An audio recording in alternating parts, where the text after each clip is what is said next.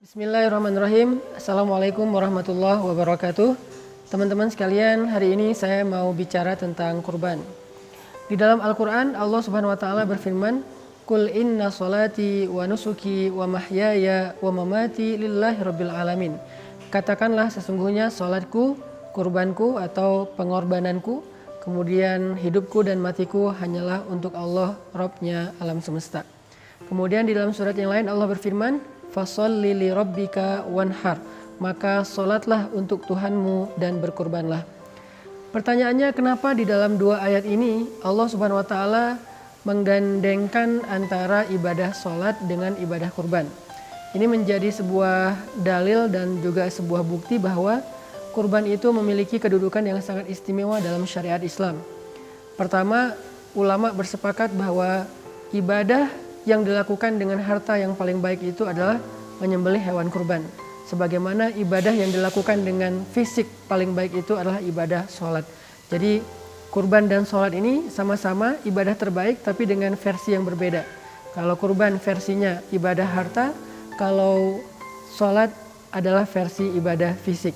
Tetapi Allah SWT di dalam dua ayat ini menggabungkan dua ibadah ini dengan kalimat inna sholati wa nusuki, sesungguhnya sholatku dan kurbanku, fasholli li rabbika wanhar, sholatlah untuk Tuhanmu dan juga berkurbanlah. Ini fadilah atau keutamaan pertama dari menyembelih hewan kurban. Yang kedua, sedekah yang paling istimewa di sisi Allah itu adalah menyembelih hewan kurban.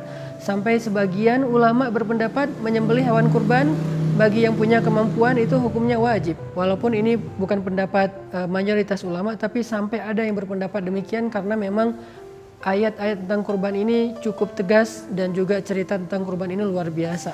Rasulullah SAW sendiri juga sangat menganjurkan kita untuk berkurban karena memang pengorbanan ini bukan hanya ibadah yang dilakukan oleh umat Islam atau umat Rasulullah SAW, tapi juga sudah dilakukan dari zaman Nabi Adam. Sebagaimana sholat, sebagaimana ibadah haji, itu adalah ibadah-ibadah yang usianya tua sekali di antara para anbiya, maka ibadah hewan kurban juga ibadah yang cukup panjang sejarahnya, bahkan dimulai dari sejak zaman Nabi Adam alaihissalam. Sehingga saya mengajak teman-teman semuanya, tahun ini yuk kita jalankan salah satu di antara syariat agama Islam, salah satu di antara perintah Allah Subhanahu wa Ta'ala.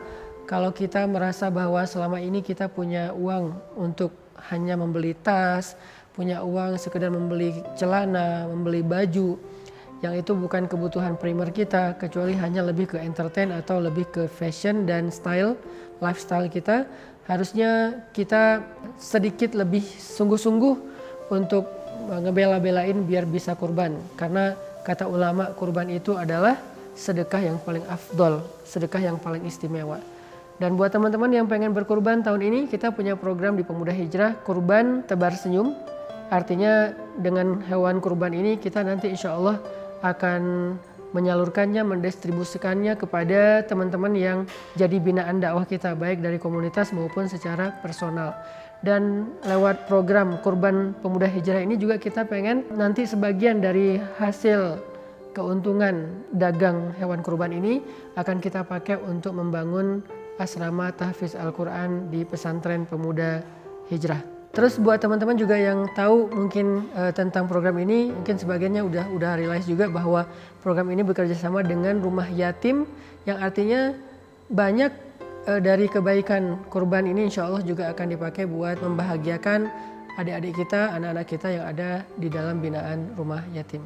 Mudah-mudahan tahun ini Allah Subhanahu wa Ta'ala memberikan kita kenikmatan syiar Islam lewat berkurban, sebagaimana kurban ini dicontohkan oleh Rasulullah SAW dan diteladani oleh banyak sahabat dan juga banyak kaum muslimin sampai hari ini.